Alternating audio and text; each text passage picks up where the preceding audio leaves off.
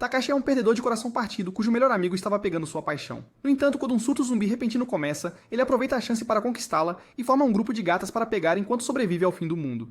Antes do apocalipse, Takashi estava matando a segunda aula. Ele senta sozinho, amuado, pensando em sua paixão de infância, Rei, que uma vez prometeu se casar com ele. Mas depois que ela repetiu de ano, ela brigou com Takashi e agora está namorando o melhor amigo dele. Então Takagi entra, o repreendendo por ter faltado, inclinando-se para ele, exibindo sua gelatina trêmula. Takashi retruca, apontando que ela também não está na aula. E Takagi se defende dizendo que é inteligente, ao contrário dele, um escória imbecil. O jeito que ela fala o atinge e Takashi pergunta por que ela sempre age assim. Takagi encolhe os ombros dizendo que odeia pessoas que nem percebem o quão estúpidas são. Ela continua reclamando, mas Takashi se desliga, pois seus pensamentos estão em outro lugar. Isso a irrita e ela vai embora. Ele ainda se lembra de quando Rei lhe disse que ela lhe dava sinais de que gostava dele, mas ele nunca notou e ela se cansou de esperar. Nesse momento, um barulho alto ecoa do portão da frente da escola, onde um cara estranho está batendo a cabeça contra ele. 4 professores saem correndo. Uma delas, a senhorita Hayashi, abençoada com seus seios fartos, tenta acalmá-lo. O homem não responde. Então Tajima, um dos professores, intervém para contê-lo. Mal ele pensa ter controle, o cara o morde. Sr. Tajima cai, e enquanto o ajudam, ele agarra o pescoço da senhorita Hayashi e a morde. Takashi, vendo tudo, corre para o prédio. Só consegue pensar na Rei, e não se importa de levar bronca por faltar, pois precisa encontrá-la. Quando ele a encontra, o novo namorado da Rei, Hisashi, já está com ela. Hisashi pergunta o que está acontecendo e Takashi diz, sem rodeios, que alguém acabou de morrer no portão. Rei tenta argumentar, mas Takashi a esbofeteia com força, trazendo-os de volta à realidade, e eles decidem fugir. Takashi explica tudo o que viu, e os 3 correm para encontrar qualquer coisa que possam usar como armas. Ainda agarrado à normalidade, Rei tenta ligar para o pai, que é policial, mas a linha da polícia está ocupada. É então que a transmissão de emergência da escola começa. A voz de um professor diz que a violência eclodiu e que a equipe precisa evacuar os alunos. Mas antes que ele possa terminar, um barulho horrível o interrompe. Sua morte brutal e horrível ao vivo no microfone, o que faz com que todos os alunos entrem em pânico.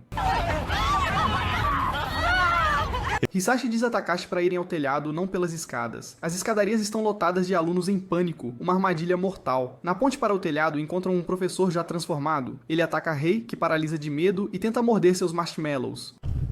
Hisashi grita para ela lutar, e ela o faz, esfaqueando-o no peito. Mas mesmo com o coração transpassado, o professor continua a mover-se, empurrando o Rei para baixo numa posição perfeita para se alimentar. Tentando bancar o herói, Hisashi agarra o homem pelo pescoço para salvar sua amada, mas o professor inesperadamente se vira e crava os dentes no braço de Hisashi. Rei o esfaqueia novamente por trás e ainda é inútil, mas Takashi percebe a verdade. O professor já está morto, com apenas fome em sua mente. Rei grita e tenta desesperadamente arrancar o monstro do namorado, implorando a Takashi por ajuda. Com adrenalina, Takashi avança e decapita o professor. Rei não o agradece e corre para Hisashi, que insiste estar bem, mas mais gritos ecoam de dentro e a infecção se espalha rápido ao redor deles. Chegam ao telhado e, ao olharem a cidade, só veem caos e morte. Helicópteros voam por cima, mas nenhum sequer para ajudar. Na escola, alunos são devorados por toda parte. Alguns se aplaudem antes de se virar. De volta ao telhado, Takashi finalmente aceita que isso é coisa de filme de terror. Eles não têm ideia de como começou, mas tudo o que podem fazer agora é sobreviver. Correm para o topo, evadindo e atacando os mortos-vivos em seu caminho, mas na escadaria Rei tenta bancar a heroína e é arremessada contra a parede. Hisashi age rápido e a salva antes que o trio se barricasse. No fim da tarde, quando o sol começa a se pôr, Hisashi começa a mudar, jorrando sangue da boca. Rei se recusa a acreditar, mas Takashi a manda olhar em volta, mostrando a realidade em que vivem. Mal consciente, Hisashi implora a Takashi para matá-lo antes que seja tarde, não querendo ser um deles. Rei ainda se agarra à esperança, recusando-se a crer que é o fim, mas suas orações são inúteis. Então Hisashi se vai, e seus olhos ficam frios. Mas no momento seguinte, ele se levanta como outra coisa, e a pessoa que ele era se foi. Takashi aperta sua arma com força, mirando para um tiro, e apesar dos apelos de Rei para que ele parasse, Takashi faz o que precisa ser feito. Depois, com Hisashi sem vida, Rei começa a enlouquecer, dizendo que preferia ter morrido com Hisashi a viver com Takashi. Ela começa a lhe acusar Takashi de ter matado Hisashi por ciúmes, dizendo que ele está com raiva porque Hisashi fica com ela antes dele, mas Takashi não reage. E depois de ouvir as palavras magoantes de Rei, ele caminha em direção às barricadas e começa a desmontá-las. Rei pergunta o que ele está fazendo e Takashi diz a ela que está fazendo o que ela quer, que ele vai embora, mas Rei implora para ele ficar, pedindo desculpas por suas palavras dolorosas. Então, vendo a garota que ele ainda ama implorando para ele ficar com ela, Takashi cede e a abraça forte, aceitando lentamente a nova realidade que estão enfrentando. Em outro lugar na escola, Takagi ainda está dando o seu melhor com o Kuda, o gordinho da escola, para escapar dos mortos-vivos. Kuda pergunta a Takagi para onde eles devem ir agora. Ela devolve a pergunta a ele, e ele pensa em ir à sala dos professores. Takagi logo o repreende, dizendo que os professores não ajudarão numa situação dessas. Na ponte, ela aponta um grupo de estudantes fazendo exatamente o que Kota sugeriu. E assim como Takagi previu, os professores já se transformaram. Takagi diz a ele diretamente que o único objetivo deles é sobreviver. De volta ao telhado, Rei ainda está em choque pela morte de Hisashi. O corpo dele está na frente deles, e um silêncio pesado paira no ar até que Rei se levanta e diz que tentará ligar para o pai novamente. Takagi entrega o telefone a ela, e quando o pai atende, ele reconhece o número de Takagi, mas não percebe que é Rei no telefone. Ele começa a falar dizendo que a cidade está um caos, e que Takagi precisa levar Rei para um lugar seguro. Antes que ele termine de falar, o sinal cai. Rei desaba em lágrimas, pois mesmo no que poderia ter sido sua última chance, seu pai não reconhece a voz da própria filha. Enquanto isso, Kuda pergunta a Takagi se ela trouxe o telefone e, hesitante, diz que queria chamar a polícia. Takagi, suspiro, diz que chamar a polícia é inútil agora, pois todos já estão tentando fazer o mesmo. Ela afirma que se alguém está recebendo ajuda, são apenas os figurões importantes, e com o governo sobrecarregado, ninguém virá por eles. Depois dessa dura verdade, Takagi diz a Kuda para correr de novo, e em sua cabeça ela está pensando o quanto ela queria ter ficado com Takashi em vez desse porco gordo. Na clínica, 2 alunos já estão lá e um se transformou. A enfermeira da escola, Shizuka, é burra como uma pedra e lenta demais para ver o perigo. Ela casualmente pega remédios e sua figura saltitante balança a cada passo. Um aluno tenta apressá-la, mas ela simplesmente faz as coisas com calma. De repente, o morto-vivo irrompe, atacando o aluno, enquanto Shizuka só consegue assistir. Quando ele estava prestes a ser devorado, Saeko, uma veterana do clube de Kendo, chega e corta a criatura, salvando-os. Mas é tarde demais e o estudante já foi mordido. Saeko pergunta o nome dele e depois gentilmente diz que ele sabe o que está por vir. Ela pergunta se ele quer acabar com tudo antes de se transformar, e com um sorriso fraco, o garoto acena positivamente. Shizuka protesta, mas Saeko interrompe dizendo que é papel da mulher proteger a dignidade do homem, e então ela atende ao seu último pedido.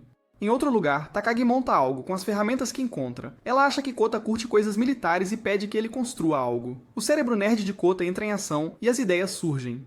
Nesse instante, mortos-vivos arrombam a porta, e Takagi entra em pânico. Mas Kota termina de montar uma arma improvisada, e assim que um dos mortos-vivos irrompe, ele está pronto e armado com uma pistola de pregos. Após abrir caminho, Kota pergunta a Takagi por que ela o trouxe. Ela encolhe os ombros dizendo que não tem motivo especial. Sem opção a não ser sobreviver, os dois começam sua própria luta. De volta ao telhado, Rei tem a ideia de usar a mangueira de incêndio para deter os zumbis. Takashi fica impressionado com o raciocínio da Rei, e ela dá o crédito ao Hisashi, então se cala, lembrando que ele se foi. Takashi não diz nada, mas tentando mudar o clima, Rei diz que é hora de sair do telhado. Rei lhe entrega o taco de beisebol, pois é hora de sair dali. No prédio, Rei se pergunta para onde ir. Takashi quer achar sobreviventes e levá-los para casa. Rei concorda e pede para ele ligar para os pais, mas Takashi diz que não importa, pois o pai está fora da cidade e a mãe é professora.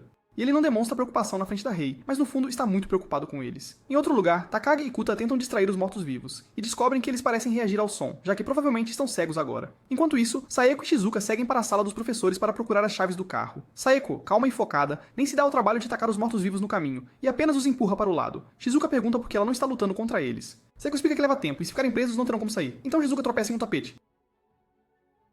Enquanto seus atributos balançam como de costume, Saeko rasga a saia dizendo que está muito apertada para essa situação. Shizuka protesta pois era sua saia Gucci, mas Saeko não se importa. De repente, elas ouvem algo vindo do escritório. São Kyuda e Takagi, ainda lutando. Kyuda grita por ajuda, mas Takagi continua gritando e se recusando a ajudá-lo. Então ele aponta os mortos-vivos bem atrás dela, e é quando ela finalmente grita. Todos ouvem e correm para lá. Uka está quase sem pregos, e Takagi está encurralada, mas ela tropeça em frente a uma prateleira de troféus e começa a atirá-los. Nada funciona, e seu grande ego não ajuda, até que ela pega uma furadeira e a enfia na cabeça do morto-vivo. O resto do grupo chega e com um olhar todos se movem como uma unidade. Juntos, eles limpam a sala com o poder da amizade. Takagi fica paralisada, olhando para o que acabou de fazer com a furadeira. Rei e Shizuka correm até ela, tentando acalmá-la. Saeko se apresenta e todos a seguem para fazer o mesmo, exceto Takagi. Com seu ego ainda intacto, ela diz que apresentações são inúteis agora. Ela grita que deveria ser a mais inteligente aqui e não deveria estar agindo assim.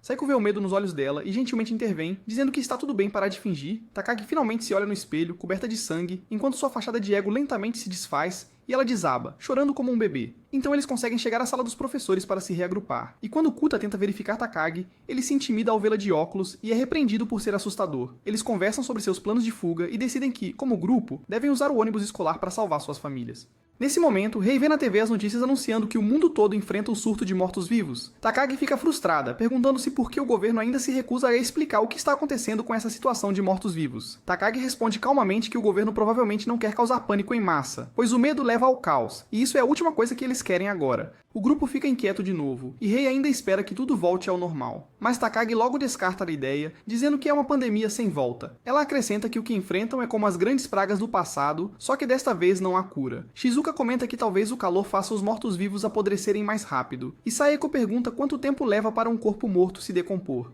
Shizuka pensa um segundo e diz que levaria uns 20 dias no verão, e mais se estiver frio. Takagi interrompe de novo perguntando como eles podem saber se os zumbis estão apodrecendo. Depois de ver os mortos, eles ainda andam e comem e ninguém tem uma resposta. Mas há uma coisa em que todos concordam, que precisam ficar juntos e sair desta escola. Saeko sugere que ajudem os sobreviventes que encontrarem, e Takagi diz que a saída mais perto é pelos portões do estacionamento. O grupo começa a se mover. Saeko diz para evitarem lutas quando possível, para poupar energia e tempo. E Takagi lembra que os mortos-vivos reagem ao som. De repente, ouvem uma garota gritando da escadaria, de outro grupo de sobreviventes. A equipe de Takashi entra em ação como um esquadrão. Koto oferece cobertura à distância, enquanto Saeko, Takashi e Rei vão para o combate corpo a corpo. Eles se reagrupam e seguem para o saguão principal, lotado de mortos-vivos. Takagi diz que se esconder é inútil, pois só reagem ao barulho. Mas não podem ficar presos na escola para sempre, então precisam de alguém para testar e Takashi se oferece. Rei tenta impedi-lo, mas Saeko a detém, dizendo que não devem impedir suas bolas de aço de se testar. Ele desce as escadas e vai direto para a multidão de mortos-vivos. Um se aproxima dele, mas para sua surpresa, ele passa direto por ele. Ele então testa a teoria de Takagi, jogando um objeto barulhento. Ao verem que os mortos-vivos são atraídos, confirma-se a teoria de Takagi. Eles só reagem ao som. Então, eles se movem silenciosamente pela horda para chegar ao ônibus. Mas um dos sobreviventes acidentalmente derruba algo, e o barulho atrai todos os mortos-vivos para eles. O caos se instala e todos fogem. Takagi berra com Takashi por salvar quem fez o barulho, mas Rei diz que não importa agora, e eles precisam ir. Um sobrevivente é atacado, a namorada recusa-se a deixá-lo. Takagi tenta impedi-la, mas ela a empurra e corre de volta. Takagi não entende por quê, e Shizuka diz suavemente que alguns preferem morrer juntos num mundo tão quebrado. Takagi resmunga sobre lógica, mas Kota a protege de um morto-vivo. Ele nem sabe por que faz isso, e Takagi congela, atordoada pelo ato. Assim que o caminho está livre, Shizuka alcança o ônibus escolar e assume o volante enquanto todos entram. Mas antes que possam partir, outro grupo chega, liderado por alguém que Rei reconhece instantaneamente, Shido, o professor que ela mais despreza. De repente, um aluno do grupo de Shido tropeça e cai. Mas em vez de ajudar, Shido chuta para o lado e sobe no ônibus com um sorriso sinistro, dizendo que os fracos não merecem segurança. Com todos a bordo, Shizuka abandona seu papel de enfermeira voada, convencendo-se de que os mortos-vivos não são pessoas, e avança por uma multidão de mortos-vivos como se estivesse passando por buracos.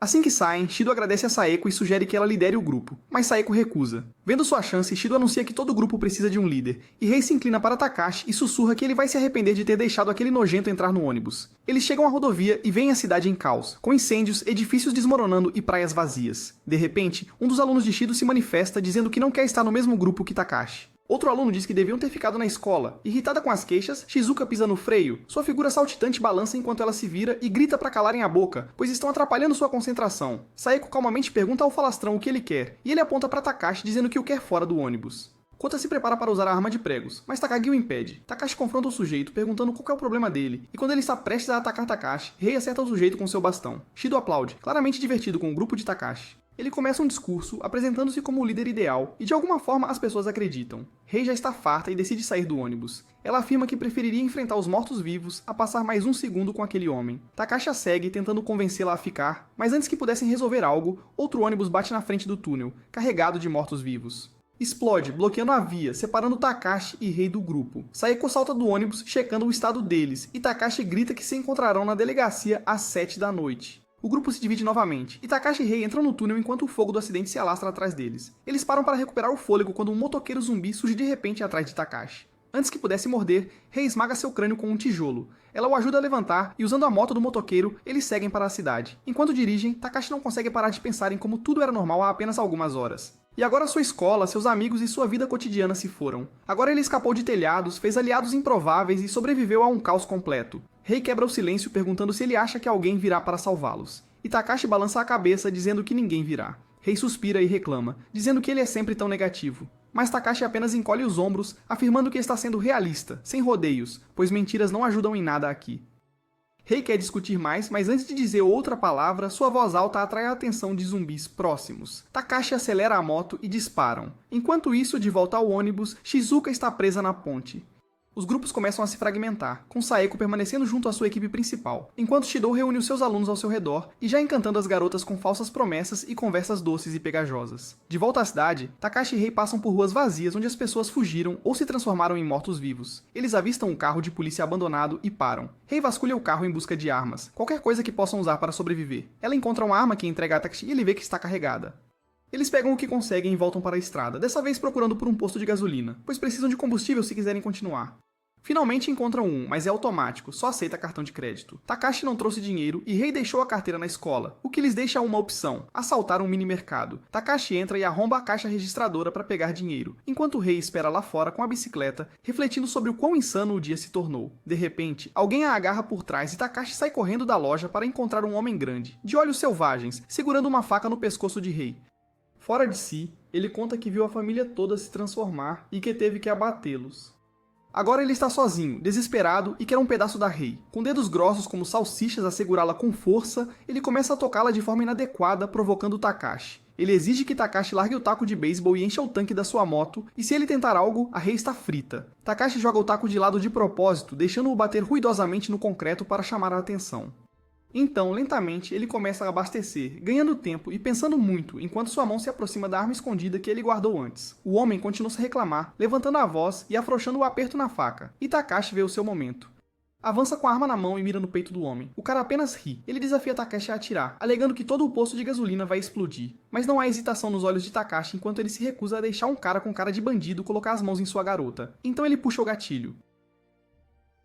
O tiro ecoa pelo ar da noite, ressoando pela cidade, e é alto o suficiente para atrair os mortos-vivos próximos. Rei quer voltar e acabar com o sujeito, mas Takashi a impede, pois aquele tiro já foi o bastante e eles precisam ir embora. Eles sobem na moto e partem em disparada, deixando o homem sangrando no local enquanto os mortos-vivos se aproximam. E eles desaparecem na cidade. Na manhã seguinte, no aeroporto, o último avião particular está se preparando para a decolagem. À distância, 2 atiradores cobrem a zona de aterragem, ambos mercenários. Uma delas, uma mulher chamada Rika, está entre os 5 melhores atiradores do país, e foram contratados para proteger a área para um grupo de VIPs que escapam do caos. O homem tenta seduzir a Rika, oferecendo-se para massajar os seus bens doridos, mas ela o ignora, pois está mais interessada em voltar e reencontrar-se com a sua amiga, Shizuka. Enquanto isso, o ônibus segue preso na ponte, à espera de uma passagem, enquanto Shidou divaga como se fosse uma excursão escolar, dizendo a todos para ficarem quietos, se esconderem, não contatarem a família e confiarem na equipe, como um especialista. Não muito longe, Kuda cochila em paz até Takagi o acordar bruscamente. Ela pergunta que caminho devem seguir, e Kuda pensa nos arredores da cidade. Mas Takagi aponta para o céu, para o avião, dizendo que muita gente estará a sair da cidade para ilhas ou zonas militares nas montanhas. Kuda supõe que Okinawa possa ser um destino, e Takagi acrescenta que lugares como Hokkaido ou Kyushu também podem ser opções. Mas chegar lá não será fácil, pois se o governo ou o exército já montaram bases, provavelmente restringirão a entrada para impedir que infectados de fora entrem. E cada um cuidará do seu, tal como Shidou, que tenta criar sua própria comunidade pervertida ao seduzir estudantes, em especial as raparigas, para o seguir. Kuda fica sério e oferece-se para cuidar de Shidou, mas Takagi o detém, dizendo que não compensa, e que devem focar-se em atravessar a cidade. Ela então murmura baixinho na esperança de que Takashi esteja seguro. Kuda ouve e a provoca casualmente por gostar do Takashi. Takagi nega na hora, mas é tarde demais. Saeko e Shizuka já a ouviram, e ambas parecem um pouco preocupadas, pois Takashi e Rei ainda estão lá fora. Pela cidade, as coisas estão piorando. Gangues perambulam pelas ruas, causando caos. Takashi e Rei têm que passar rápido por um tiroteio só para não serem pegos. O objetivo deles é atravessar a ponte, mas as multidões e a violência tornam isso impossível. Então Takashi desvia e procura outra rota. Na ponte principal, o pânico já está se espalhando, pois os mortos-vivos chegaram. Os militares tentam manter a ordem, mas as pessoas não estão mais ouvindo. Desesperados, os soldados param todos os veículos e ameaçam punir quem causar problemas. Nesse momento, alguns estudantes invadem o posto de controle, ignorando as regras impostas pelos soldados, mas por causa disso, eles são lançados da ponte por um canhão de água. De volta ao ônibus, Shidou está completamente descontrolado, ainda delirando sobre liderança com total ilusão. Saeko já teve o suficiente, chamando-o de líder de culto, e Takagi concorda. Ela olha em volta para os outros estudantes, todos hipnotizados pela falsa confiança e carisma assustador de Shidou. Saeko diz que precisam sair do ônibus se quiserem chegar à delegacia e encontrar Takashi. Takagi hesita, então pergunta sem jeito a Saeko por que ela parece mais preocupada com Takashi do que com a própria família. Saeko responde calmamente que só tem o pai, e ele está no exterior. Então, agora o que importa é a segurança dela e cumprir a promessa de encontrar Takashi. Shizuka se intromete e pergunta onde todos moram. Takagi diz que ela e Takashi são vizinhos. Kuda ri e conta que a família dele está toda espalhada. O pai em Amsterdã, a mãe em Paris e o avô, que é capitão de um navio de cruzeiro, está ocupado com a avó. Shizuka sorri e diz que vai ficar com este grupo, pois os pais dela não estão, os irmãos estão fora da cidade e, o mais importante, ela odeia o Shidou. Todos concordam, e eles traçam um plano para ir a pé até a outra ponte. Shidou os nota se movendo e tenta pará-los, mas Takagi o cala imediatamente, dizendo que o grupo dela não precisa dele. O sorriso macabro de coringa de Shidou volta enquanto ele se vira para Shizuka, dizendo que precisam de uma enfermeira no grupo deles. Quando ele se aproxima, Koda dispara sua arma como um tiro de aviso que roça a bochecha de Shidou. Shidou explode em fúria, mas Koda o interrompe, já que Shidou sempre o trata como lixo. Mas agora que não há mais escola e nem regras, Koda pode atirar nele quando bem entender. Com isso, Saeko, Shizuka, Takagi e Koda descem do ônibus, deixando Shidou para trás. Em outro lugar, Takashi e Rei estão presos em outra ponte, pegos em um engarrafamento. A estrada à frente está fechada e o tempo está acabando, pois eles precisam chegar à delegacia. De repente, eles ouvem tiros e Takashi reconhece o som imediatamente. É Koda disparando suas armas e o grupo está preso na ponte. Takashi acelera o motor e vai ao estilo Velozes e Furiosos, gritando para a família, e pula na ponte, aterrissando bem onde os outros estão encurralados. Rei entra na luta e Takashi joga sua arma para Kota e avança com Sayako. Os dois se unem, movendo-se em sincronia para derrubar os últimos mortos-vivos com seu trabalho em equipe. Assim que a poeira baixa, Rei corre direto para os braços de Shizuka, enterrando o rosto em seus atributos macios e fofos. Takashi verifica Saeko, perguntando se todos estão bem, mas tanto Takagi quanto Rei não gostam de vê-la tão perto dele. Enquanto isso, Kota está em êxtase, já que ele finalmente tem uma arma de verdade em suas mãos. Com o sol começando a se pôr e a delegacia ainda longe, eles precisam de abrigo, e é aí que Shizuka se lembra da amiga, Rika, que tem um lugar por perto. Então o grupo decide ir pra lá e Takashi os leva um por um na moto. Quando é a vez de Shizuka, com seu charme ingênuo de sempre, ela não tem noção de espaço pessoal, dando a Takashi uma experiência muito próxima e inesquecível com o corpo de uma mulher de verdade. Naquela noite, o caos só aumenta. Todos já sabem que o vírus zumbi é uma crise global, e o governo não consegue mais conter a multidão que corre para os abrigos. Enquanto isso, o grupo chega ao apartamento e as garotas logo ocupam o banheiro, ansiosas por se lavarem juntas. Para elas, é um pedaço do paraíso, com água quente, toalhas limpas e shampoo de verdade. Elas brincam com a água, rindo e se divertindo como se fosse o paraíso no meio do inferno. Enquanto isso, os rapazes só podem desfrutar dos sons celestiais que vêm de trás da porta. Takashi e Kota estão ocupados tentando abrir um dos cofres que encontram no apartamento, e lá dentro descobrem um estoque de munição, e no segundo cofre, 3 armas. Os olhos do Kota brilham como se fosse manhã de Natal. Kota, praticamente babando, diz que elas são todas completamente ilegais, com todo esse poder de fogo, e agora está em suas mãos. Enquanto Kota se empolga com as armas, Takashi casualmente pega uma e aponta para ele. Kota surta na hora, gritando para não apontar armas para as pessoas, mesmo que estejam descarregadas. Mas então, ambos ficam em silêncio. Cai a ficha que não lutam mais só contra os mortos-vivos, mas agora é uma zona de guerra. Kota murmura que não há mais negociação, e eles atiram para sobreviver. Eles carregam os rifles e guardam o resto da munição. Kota menciona casualmente que treinou no ZUA por um mês com um ex-soldado da Delta Force, e Takashi o encara, impressionado e horrorizado, dizendo o quanto está feliz por serem amigos. Ele olha ao redor do apartamento, questionando quem é o amigo da Shizuka para ter todo esse equipamento em casa. Kota explica que tecnicamente não é ilegal comprar as peças separadamente, pois só se torna crime quando você as monta. Ele acrescenta que Shizuka disse que a amiga era da equipe de assalto especial, mas policiais moram em alojamentos, e se ela tem um apartamento assim, é porque é muito rica. Do banheiro, a risada das garotas fica mais alta. Kota parece nervoso que os mortos-vivos possam ouvir o barulho delas, mas Takashi o tranquiliza, dizendo que o lugar mais barulhento que os atrairá é a ponte. Enquanto isso, na ponte, as pessoas ainda tentam forçar a entrada em abrigos. Tumultos eclodem. Manifestantes gritam por respostas sobre a origem do vírus. A polícia recebe ordens diretas, protejam os abrigos e a ponte a todo custo. Quando manifestantes ultrapassam as barricadas, um oficial pede confirmação e a ordem é clara. Takashi e Kauta usam binóculos para observar, mas quando é a vez de Kauta, ele vê uma equipe de notícias e diz a Takashi para ligar à TV. As notícias mostram os protestos onde as pessoas acusam o governo de usar a quarentena como uma desculpa para manter os abrigos exclusivos. Panfletos estão sendo distribuídos alegando que o vírus é uma arma biológica, mas ninguém sabe a verdade. Takashi franze a testa com essa afirmação, pois, embora em jogos e filmes seja sempre alguma arma biológica, esta parece uma teoria da conspiração. De volta à ponte, os mortos-vivos avançam e a polícia atira. Uma mulher corre com a filha implorando para não atirarem, mas a filha já se transformou. Ela morde a mãe. E assim, seguindo a ordem, os policiais não têm escolha a não ser puxar o gatilho. Um homem não para de gritar, acusando os policiais de assassinato. O chefe de polícia o confronta, calmamente pede para ele se afastar 2 vezes. Quando o homem se recusa de novo, o chefe saca a pistola e o mata a tiros, seguindo a ordem de controlar o caos a todo custo. Por um instante tudo se cala, e a transmissão é interrompida. Takashi desliga a TV e quer sair dali, mas Kauta balança a cabeça dizendo que é muito arriscado à noite. De repente, Shizuka surge rastejando por trás, bêbada e rindo, e esbarra direto em Takashi. Seus atributos generosos o sufocam enquanto ela planta um beijo em sua bochecha. Ele tenta pará-la, mas as mãos dele pousam onde não deviam, fazendo Shizuka soltar sons felizes antes que ele finalmente se afaste. Ainda completamente fora de si, Shizuka volta a atenção para Kota e o beija na bochecha também, fazendo o cérebro dele fritar na hora. Takashi suspira e a leva para o quarto dela, pensando que se a situação fosse outra, ele faria um filme de professor-aluna ali mesmo. Mas assim que ele diz isso em voz alta, Rei o encontra com Shizuka apoiada nas costas. Rei, também bêbado, se inclina com uma expressão atordoada e murmura algo sobre ver 3 dele antes de cair no chão. Ela começa a chorar, sussurrando sobre o pai e Hisashi. Takashi gentilmente coloca Shizuka na cama, puxa o cobertor sobre ela e justo quando ele pensa que as coisas não podem ter mais reviravoltas, ele avista Takagi dormindo no sofá, suas formas mal contidas, ameaçando transbordar.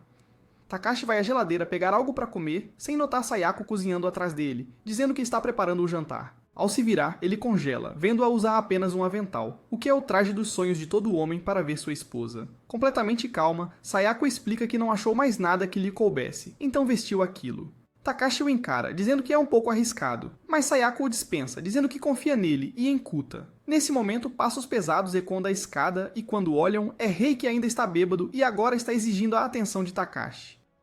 Sayako deixa se aproximar, pedindo que o arroto da barriga fosse discreto. Então Rei divaga sobre Hisashi como ele era doce e afetuoso. Ela diz que Takashi é muito direto, diferente de Hisashi, e ele fica quieto, entrega-lhe uma bebida e pergunta se ela está cansada. Isso a irrita e Rei explode novamente, chamando-o de insensível, diferente de Hisashi. Takashi finalmente perde a cabeça, recusando ser comparado a um morto, e reconhece que, embora nunca seja Hisashi, ele é o único que ela tem. Atordoada, Rei o encara em silêncio. Seus olhos marejados se fixam nos dele e naquele momento ela o beija. Enquanto todos dormem seguros dentro de seu santuário, o mundo lá fora só continua a piorar, com pessoas em pânico e os mortos-vivos se banqueteando nelas. Após a sessão de beijos, Takashi vai ver Kauta, que já está em posição com seu rifle de precisão, observando as ondas de mortos-vivos invadindo as ruas abaixo, aproximando-se do local deles. Lá fora, um NPC tenta desesperadamente lutar contra os mortos-vivos com sua arma, mas acaba morrendo. Saeko ouve os tiros e rapidamente se junta aos rapazes para ver o que está acontecendo. Takashi já está exaltado, pronto para atirar neles e salvar as pessoas lá embaixo, mas Saeko o impede. Ela o lembra que atirar só atrairá os mortos-vivos para o prédio deles, e que outros sobreviventes podem ver suas luzes e pensar que é um lugar seguro.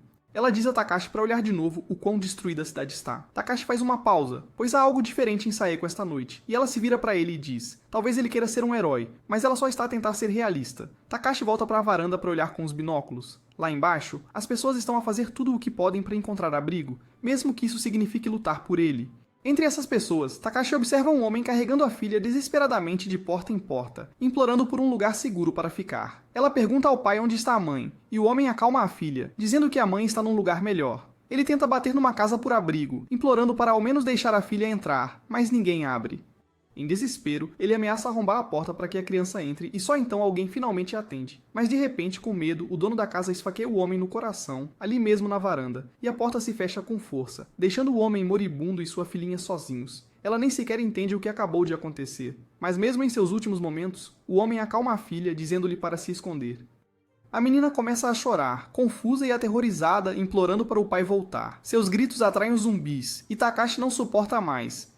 Cal já tem um atirador apontado e a salva com seu tiro, enquanto elimina os mortos-vivos para abrir caminho. Takashi o questiona sobre o disparo, e Cal se recusa a deixar a garota morrer, o que Takashi concorda. Ele desce para buscá-la e no caminho encontra Ryo, que quer ir com ele. Takashi a manda guardar o portão e Saeko aparece respeitando sua determinação e desejando-lhe sorte.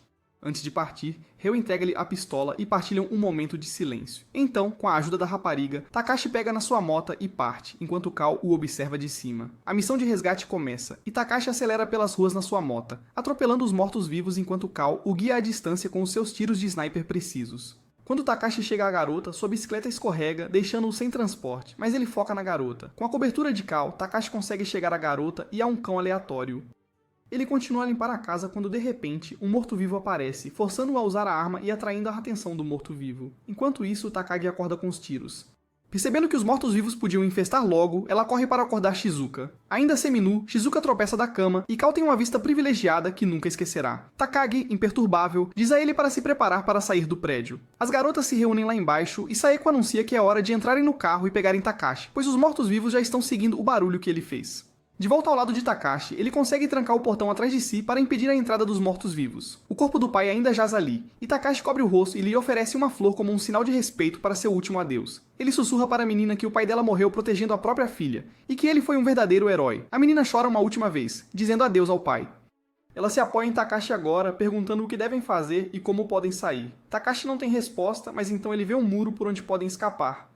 Enquanto isso, Saeko e os outros estão carregando o equipamento no Humvee, mas Cal avista Takashi e a garota se movendo em cima do muro, evitando os mortos-vivos. Ele diz a si mesmo para não olhar para baixo, para acalmar os nervos, mas no meio disso, o cachorro lambe, e a menininha diz que precisa fazer xixi. Ele pede para ela segurar, mas ela implora para ele deixá-la ir.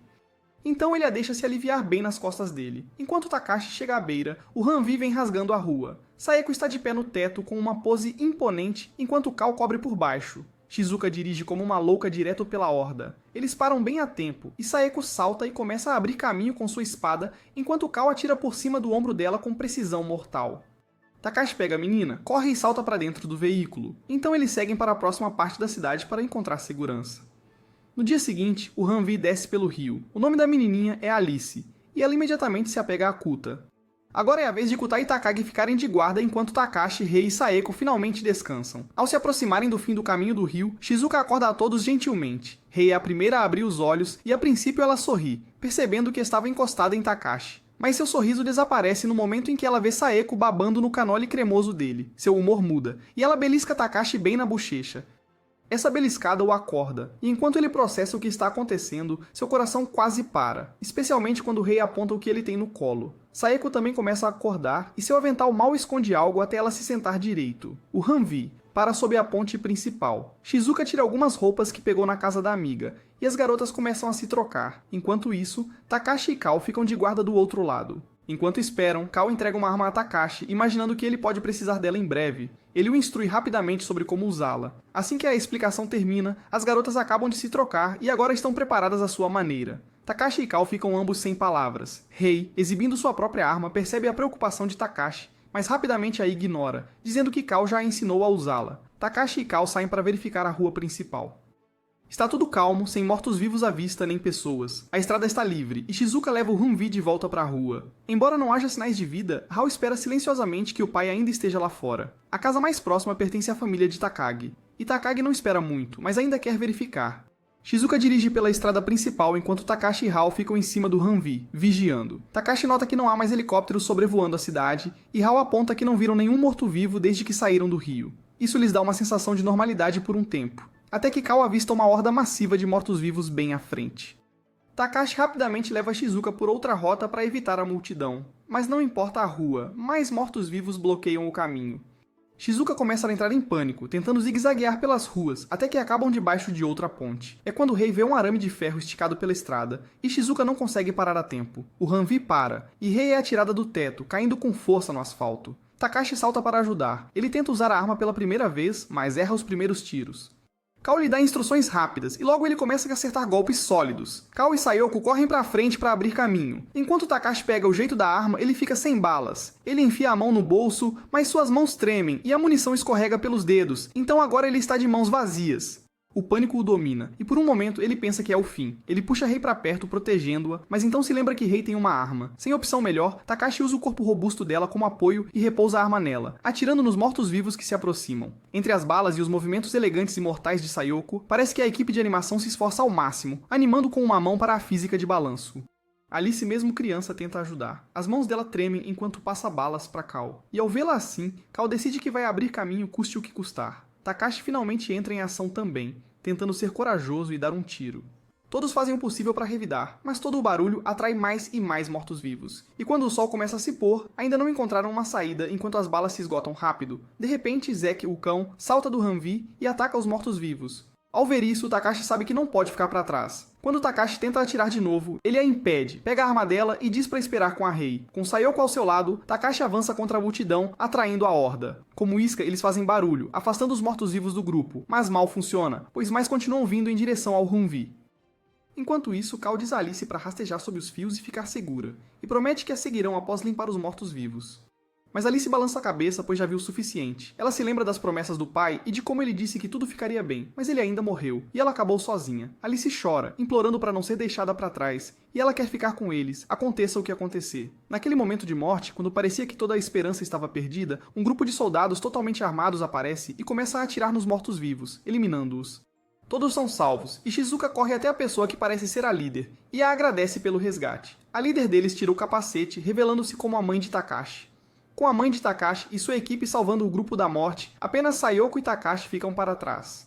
Antes de se separarem, Takashi promete que os esperará em sua casa. Então, os dois tentam encontrar um caminho de volta para se juntar aos outros na casa de Takashi. O sol já está baixo no céu, e a cada esquina que dobram, deparam-se com mais mortos-vivos. É quando Takashi se lembra que passaram por um stand de veículos antes, e ele tem uma ideia. No showroom, Takashi pensa em pegar uma motocicleta, mas quando ele menciona, Sayako o provoca, dizendo que parece que estão namorando. Takashi entende o que ela quer dizer e apenas ri. Eles continuam procurando e, eventualmente, encontram um veículo especial que pode funcionar tanto em terra quanto na água. Takashi pula para trás do volante e segue em direção ao rio, claramente com um plano em mente. Ele dirige até a margem do rio, e enquanto descem, os mortos-vivos começam a cair pelas escadas atrás deles. Takashi sente um breve momento de triunfo, pensando que estão seguros, mas Sayako rapidamente aponta que não é tão simples, e os mortos-vivos ainda estão se movendo. Eles dirigem direto para o rio para escapar, e enquanto o veículo espirra na água, uma enorme onda os atinge. Sayako fica encharcada, e Takashi, completamente pego de surpresa, congela, virando um robô completo, incapaz de formar uma única palavra coerente ao ver uma figura tão bela. Ao pôr do sol e com mortos-vivos ainda à espreita perto da margem do rio, Takashi os guia para uma pequena ilha no meio do rio. Ele sugere que descansem lá durante a noite, mas então Sayako espirra, pois suas roupas molhadas a estão deixando com frio. Takashi, lutando para manter o foco, percebe que ela precisa de roupa seca. Sem pensar muito, ele pega sua camiseta sem mangas e a entrega, só até a dela secar. Quando ela veste as roupas dele, Takashi fica confuso e excitado, sem saber como agir na frente da Sayako. Para quebrar a tensão, ele pergunta sem jeito se Sayako gosta de alguém, e para sua surpresa, ela diz que sim. Ela muda de assunto, sugerindo que eles saiam, e ele concorda. Eles continuam a avançar e chegam a um parque. Takashi dirige o veículo para a fonte e o prende à estrutura central. Ele pisa no acelerador, fazendo-o girar em círculos como um carrossel barulhento, criando um som alto o suficiente para atrair os mortos-vivos para a fonte e afastá-los das ruas. Sayako entende na hora. Ela salta do veículo e avança contra a horda, lutando como a verdadeira samurai que é. Os movimentos dela são rápidos, afiados, mortais, quase como se estivesse gostando. Isso é, até ela encarar um jovem zumbi, e ela congela. Takashi percebe que algo está errado e corre para perto. No momento em que ele vê a criança, ele não hesita e atira, e então puxa Sayako para longe. Eles se abrigam em um santuário próximo. Takashi pergunta por que ela paralisou, mas Sayako não dá resposta, e ela desaba no chão, permanecendo em silêncio. Takashi não a pressiona. Em vez disso, ele diz que a esperarão lá até de manhã. Ele acende uma vela e olha em volta, encontrando uma katana de verdade sobre uma mesa, ainda sem ter resposta dela. Ele prepara roupas secas para ela, e espera atrás da cortina enquanto ela se troca. Um silêncio pesado toma conta do local, e Takashi entende que Sayako precisa de espaço. Então, para aliviar o clima, Takashi lhe entrega um lenço úmido e diz suavemente que é para ela se limpar. Seu pequeno comentário finalmente faz Sayako sorrir e rir um pouco. Depois de um tempo, Sayako fala e pergunta a Takashi por que ele não a questionou. Takashi simplesmente responde que não perguntará se ela não puder responder. Lentamente, Sayako começa a se abrir. Ela traz à tona a pergunta anterior de Takashi sobre gostar de alguém. E embora admita que gosta de alguém, ela diz que não merece.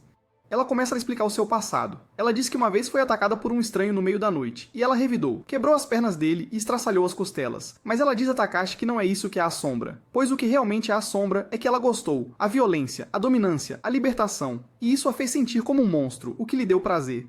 Takashi diz que meio que entende, pois ele também sente uma satisfação perversa ao massacrar os mortos-vivos. Mas Sayako insiste que não é o mesmo, e que ela já estava quebrada antes de tudo isso, quando gostava de arruinar a vida de um humano. Mas mais cedo no parque, ao ver aquele jovem morto-vivo, ela congelou, pois a lembrou da verdade, que é um monstro, não diferente do que tinha à sua frente. Takashi não tem as palavras perfeitas, mas segura a mão dela, depois a beija suavemente antes de a acompanhar pela noite. Na manhã seguinte, enquanto se preparam para partir, uma nova onda de zumbis começa a cercar o santuário. Takashi chama Sayako, mas ela ainda está perdida em pensamentos, presa pelo que fizeram na noite anterior. Então ele faz o que sente que deve. Ele a abraça e a aperta com força de um jeito que desperta a mulher dentro dela para trazer de volta a Sayako que nunca hesitou. Funciona, e ela sussurra seu agradecimento enquanto o fogo retorna aos seus olhos. No entanto, ao contrário de antes, desta vez com uma katana real na mão, o verdadeiro monstro dentro de Sayako desperta. Ela luta limpa, veloz e mortal, e se deleita a cada golpe. Ela atravessa a horda como uma tempestade, e assim que estão livres, Takashi a leva para a casa de Takashi pela porta dos fundos. Lá, Zeki começa a latir, e os outros se alegram com o retorno deles, sem saber que Takashi libertou e aceitou a escuridão dentro de Sayako durante a noite apaixonada que passaram juntos. Parece que o universo está do lado de Takashi. Depois de passar uma noite com Sayako, ele agora se encontra em mais um momento inesperado com Rei e toda a sua situação. Rei está prestes a receber uma massagem nas costas depois de cair do Humvee no dia anterior, e Shizuka pede a Takashi para ajudar a segurar Rei durante a sessão, o que o faz ver e ouvir todos os seus sons felizes. Após o tratamento, Rei o expulsa do quarto, repreendendo-o e reclamando que seu peito ainda dói por causa dele. Lá embaixo, Takashi encontra Sayako, que agora vestiu um yukata. Ainda há um clima estranho entre eles, mas eles riem para disfarçar. Então Alice aparece. Takashi diz que está feliz por ela estar bem, lembrando-se de como chorou até dormir ao lado de Shizuka. Mas a paz se quebra rapidamente quando as vozes começam a subir, com Takashi e a mãe dela discutindo. Quando Takashi pergunta o que está acontecendo, ela o corta, irritada por ele ainda a chamar pelo sobrenome. A mãe de Takashi se desculpa pela atitude da filha, mas Takashi diz que está bem, e agradece pessoalmente por tê-los deixado ficar em casa. Enquanto isso, Takashi se aproxima de Kao, que ainda está trabalhando em suas armas. Ela lhe diz diretamente que não podem ficar aqui por muito mais tempo, pois a casa está ficando sem recursos. Água e eletricidade já estão escassas.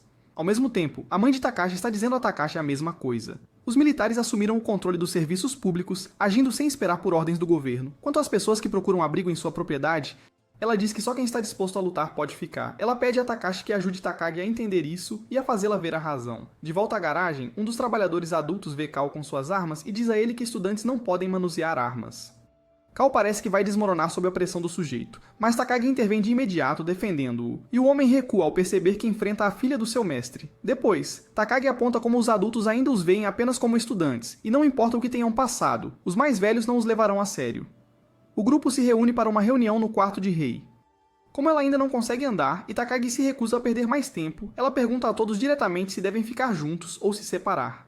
Ao ouvir isso, Sayoko entende que sob a proteção da poderosa família de Takagi, há apenas duas opções, e que eles ou se juntam ou saem. Takashi pergunta por que eles têm que se separar e não apenas ficar aqui e confiar nos pais de Takagi, sabendo que eles têm recursos e segurança. Mas então Takagi explode. Ela grita que os pais dela são ótimas pessoas, grandes líderes, tão grandes que esqueceram a própria filha, pois tudo o que lhes importa é proteger a imagem e os seus seguidores. Takashi a agarra pelo colarinho, os olhos ardendo de frustração. Ele diz a ela que deveria ser grata por ainda ter paz, ainda ter um lar, enquanto o resto deles nem sabe se suas famílias estão vivas e saudáveis. Suas palavras atingem em cheio, e Takagi se cala. Takashi a solta antes que ela pudesse dizer mais alguma coisa. Então, numa grande comoção irrompe lá fora. É o pai de Takagi chegando com um caminhão de container. Rodeado pelos seus seguidores, que ele permitiu entrar na propriedade, arrasta um dos mortos-vivos e o apresenta a todos como seu ex-amigo. Então, para choque de todos, o decapita diante de todos para provar um ponto. Declara que para sobreviverem, todos devem lutar, mesmo contra seus entes queridos passados. O silêncio cai e ninguém ousa objetar. De volta lá dentro, Kuda finalmente fala. Ele murmura que uma espada não é suficiente, pois embora possa cortar ossos, depois de 3 corpos ela se torna inútil. No entanto, em contraste, Sayeko responde calmamente que acredita que espadas podem funcionar se forem de boa qualidade e em mãos hábeis. Kuda de repente explode e sai furioso. Takashi o persegue, mas o perde no corredor. Alice, percebendo o pânico, oferece ajuda. Sabendo que ela e Kuda são amigos, Takashi acena e a deixa ir, acreditando que a menina pode acalmá-lo. Mas minutos depois, Alice volta correndo, em pânico, dizendo que Kuda está em apuros. Em outro lugar, Takagi também procura Kuda, mas encontra Sayeko sentada em silêncio junto ao lago de carpas. Takagi, nunca de deixar de falar, faz um comentário. Sayeko se levanta dizendo que não está afim. Takagi lhe diz a verdade. Não terão o luxo da calma por muito tempo, pois seus dias de paz estão no fim. Ela acrescenta que no fim, terão que lutar ou com os pais dela ou como um grupo próprio. Enquanto isso, com Kauta, alguns adultos o pegaram e tentam tirar-lhe as armas, dizendo que estudantes não podem ter armas. Kauta implora, dizendo que as armas são tudo o que tem. A situação fica tensa e os trabalhadores estão prontos para levá-lo à força. Takashi chega logo atrás deles, mas antes que ele possa intervir, o pai de Takagi aparece. Ele exige saber o que está acontecendo. Os trabalhadores explicam que as armas de Kauta são ilegais e os estudantes não deveriam ter acesso a elas. O pai de Takagi olha diretamente para Kauta e pergunta o nome dele. Com as mãos trêmulas e a voz vacilante, Kauta diz seu nome completo até a sua turma. Ele implora para que não leve suas armas, dizendo que são a única coisa em que ele é bom. O pai de Takagi tem apenas uma pergunta, e pergunta a Kauta qual é o seu valor. Antes que Kauta possa responder, Takashi avança e grita que o valor de Kauta é que ele pode proteger a sua filha. Reconhecendo Takashi, o homem faz uma pausa e escuta. Takashi continua dizendo que Kauta salvou Takagi mais vezes do que ele pode contar. Então Sayeko junta sua voz, testemunhando que viu a tremenda habilidade de Kauta com armas em primeira mão. Um por um, o resto do grupo se aproxima. Todos eles apoiam Kauta. Por fim, Takagi se manifesta. Com uma voz firme e inabalável, ela declara que somente Kauta e seus amigos a protegeram e não seus pais perfeitos. Dias depois, nos bastidores, um dos alunos que estava com Shido ainda ronda. Ele reporta tudo sobre o grupo de Takashi de volta a Shido, que agora se sente à vontade para ser o líder do seu pequeno e pervertido culto degenerado. De volta à tenda dos sobreviventes, Takagi para de dourar a pílula. Ela afirma sem rodeios que o governo não tem ideia do que está a acontecer, então estão a encobrir tudo para evitar o pânico em massa. Os adultos não aceitam bem o que ela disse e discutem com ela, recusando-se a crer que os mortos andam de verdade. Para eles, é só um vírus novo, algo que ainda tem cura. Takagi os desafia, questionando que se eles têm tanta certeza, então quem entre eles vai se apresentar e provar? Para a surpresa de ninguém, ninguém responde, e ninguém sequer tenta. Takagi afirma que concorda com a política de seu pai de que ninguém deve ser mordido, e se eles encontrarem os mortos-vivos, tem que se atirar à vista. Mas os adultos ainda não estão prontos para encarar a realidade. Uma mulher afirma que é tudo um jogo de poder dos pais da Takagi, onde eles usam o medo para controlar as massas e estudantes burros para provocar outros a lutar contra os mortos-vivos, que ela acredita serem pessoas doentes, mas inocentes. Takagi, Kauta e Takashi mal conseguem acreditar no que estão a ouvir. Eles não dizem nada, decidindo que é inútil discutir com pessoas que se recusam a abrir os olhos. Inicialmente, Takagi só queria explicar, mas agora está furiosa. Ela murmura que essas pessoas simplesmente não querem ver a verdade. Kauta diz que meio que entende, pois as pessoas tendem a ignorar aquilo com que não querem lidar, que mesmo quando sabem a verdade lá no fundo, preferem fingir que ela não é real. Takashi também compreende, pois é como quando ele não queria aceitar a Rei feliz com o ex-namorado dela. Mas Takagi lhe diz que não é hora para pensamentos ilusórios.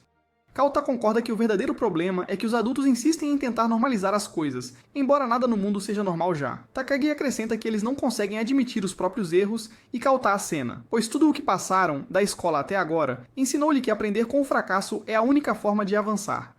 Takashi também reconhece os seus próprios erros, mas, enquanto fala, Takagi e Kauta sorriem. Eles dizem que o grupo já decidiu que ele é o líder agora. Enquanto isso, Saeko encontra o pai de Takagi, que no passado foi aluno do pai dela, cuja família vem de uma linhagem longa e honrosa. O pai de Takagi a presenteia com uma katana e Saeko imediatamente reconhece seu valor. Ela tenta devolvê-lo respeitosamente, mas ele ri e o entrega mesmo assim, pois é um presente de gratidão pelo pai dela e por ter salvado Takagi. Saeko diz humildemente que não foi a única, e que Takagi também foi uma parte crucial da sobrevivência deles. Ela afirma que se ele realmente quer proteger a filha, deve ficar ao lado dela. Ela acrescenta que se ele realmente quer dar a katana, deve entregá-la a Takashi.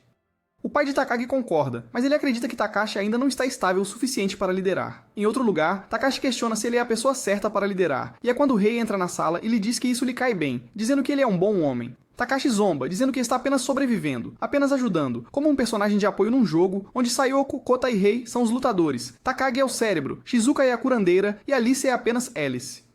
Rei ri. Ela diz que as garotas geralmente gostam dos tipos fofos ou carinhosos, e Takashi não é nenhum deles, mas ela admite que às vezes ele é sem noção, enquanto às vezes ele é corajoso.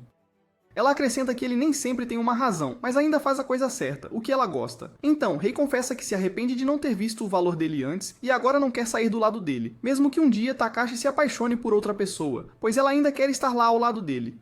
A honestidade dela o pega de surpresa, e a tensão ardente entre eles aumenta. Takashi a empurra na cama, e as coisas ficam intensas e suadas entre eles. 10 estocadas depois, ela se levanta rápido e diz que precisa ver Shizuka para um exame, pedindo que ele pense no que ela disse. Ao abrir a porta, Sayako está esperando lá fora, e ela menciona que lhes deu um pouco de privacidade para o avanço da trama, sabendo que Takashi estava pegando fogo.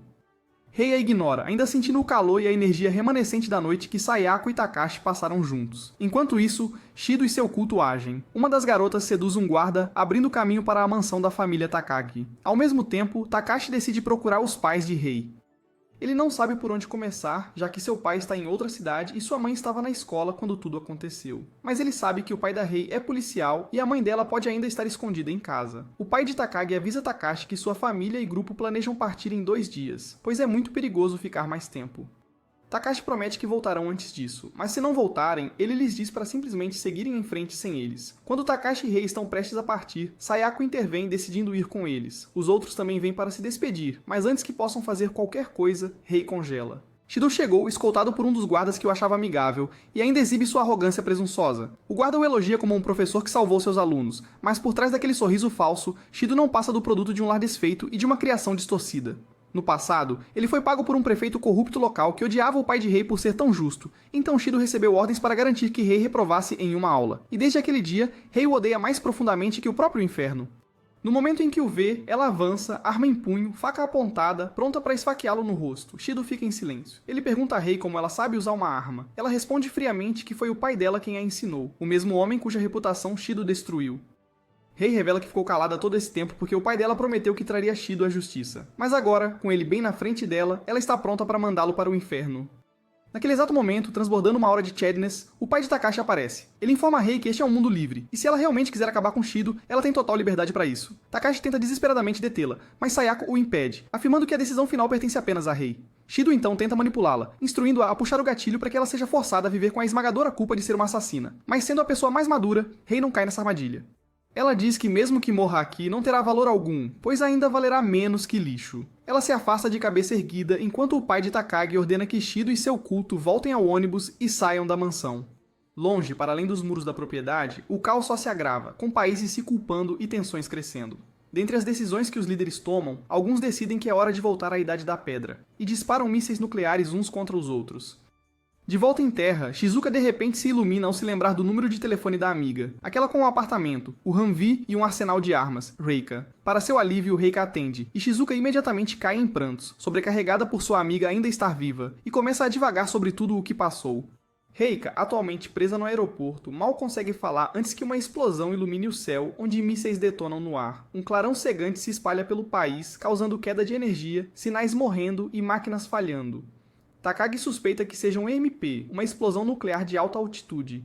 Ela explica à ciência que os raios gama criam elétrons da atmosfera, desencadeando o efeito Compton, e o campo magnético da Terra espalha o pulso por toda parte, ou em termos simples, todo o aparelho eletrônico é frito e crocante. O impacto é imediato, e o ônibus de Shido perde o controle e bate no fim da estrada, derrubando uma barricada, deixando a propriedade da família Takagi exposta aos mortos-vivos. O pai de Takagi rapidamente pede um plano. Takagi aponta que veículos antigos, sobretudo os com pouca eletrônica, funcionariam se as peças fossem trocadas. Sua resposta calma e raciocínio rápido deixam o pai orgulhoso. Nos portões, os mortos-vivos começam a avançar. O pai de Takagi ordena que os tranque e Kuta ajude a derrubar um que se aproxima demais, levando um dos adultos que antes tentara pegar sua arma a pedir desculpas. Enquanto isso, a mãe de Takagi se prepara para a batalha à sua maneira. Abandonando todo o seu estilo, ela rasga o vestido nas coxas para melhor mobilidade, e Kuta não consegue evitar ser um simp para essa mommy gostosa. Ela dá uma arma a Takagi, revelando que treinou defesa executiva enquanto trabalhava em Wall Street, e que é ainda melhor que o marido. Ela pede a Kota para ensinar Takagi a usá-la, e ele se ilumina de excitação. O portão da frente finalmente cede, com os mortos-vivos invadindo. O grupo recua para o edifício, enquanto os outros sobreviventes, ainda agarrados à crença de que isto é apenas um vírus curável, finalmente encaram a verdade horrível e são devorados. Takashi assume o flanco direito. Sayako move-se graciosamente pela horda, e quando um se aproxima demais, Rei intervém para cobri-la. Do alto, Kota atira nos seus aliados, e Alice também avança, carregando corajosamente munição mais pesada que o seu corpo inteiro. Mas apesar dos seus melhores esforços, ou quão bem lutam, os mortos-vivos continuam chegando. O pai de Takagi organiza os que ainda estão dispostos a lutar, enquanto mulheres e crianças são levadas para um ônibus para evacuação. Um guarda informa que outro grupo que viajou para a próxima cidade está seguro e trabalhando para reforçar seu portão. Takagi quer ficar e defender a casa, mas seu pai recusa, pois sabe que os portões não aguentarão e os mortos-vivos entrarão de um jeito ou de outro. Ele diz a Takashi para ser forte e pede a Kota para proteger sua filha, já que Takagi partirá com o grupo. Takagi protesta, mas a mãe lhe dá um tapa. Ela diz para acordar e que temos responsabilidades aqui, e mandá-la embora é o único que podemos fazer para protegê-la como pais. Alice recebe um abraço gentil da mãe de Takagi que lhe diz para ser boa, ficar segura e ouvir o que lhe é dito. Takagi lança um último olhar aos pais e se despede antes de seguir para a garagem onde o Humvee está sendo consertado. De volta às linhas de frente, o pai de Takagi dá sua ordem final e avança para o campo de batalha ensanguentado. Na garagem, o mecânico explica que o Humvee aguenta um PEM e quem o modificou estava insanamente preparado. No entanto, algumas peças ainda precisam de conserto, então o grupo não tem escolha a não ser esperar e sobreviver. Até o fim, os pais de Takagi lutam lado a lado, cobrindo um ao outro, sabendo muito bem que não há saída. Depois de um tempo, o Humvee está pronto e Takagi diz a Shizuka para entrar. O mecânico faz um sinal e o motor ruge, então todos entram. Takagi convida o mecânico para ir com eles, mas ele recusa, pois já salvou a única pessoa que precisava em Takagi. Sem tempo para despedidas emocionadas, Shizuka pisa no acelerador e o Humvee avança, atravessando um mar de mortos-vivos, deixando os pais de Takagi para trás, para que soubessem que a filha ficaria bem. Enquanto o sol nasce, Rei olha pela janela, ainda pensando nos que ficaram. Takagi, contendo as emoções, diz a todos para não falarem sobre isso, mas Kuta explode e a incentiva a ser forte. Ela sabe que ele está certo e que não há tempo para lamentar. Takagi ouve o motor e percebe que o Humvee não está totalmente consertado, mas Takashi diz a Shizuka para continuar dirigindo. Ele lhes diz que ainda tem que encontrar a mãe dele e os pais da Rei, e depois procurarão por Reika também. Com uma estrada cheia de incertezas e os mortos-vivos em cada esquina, a morte é uma certeza. Mas com armas nas mãos, física de balanço dos deuses e o poder da amizade, juntos eles avançam para sobreviver. Comente abaixo, zumbis aplaudindo se você assistiu até o fim, Inscreva-se para não perder o próximo vídeo.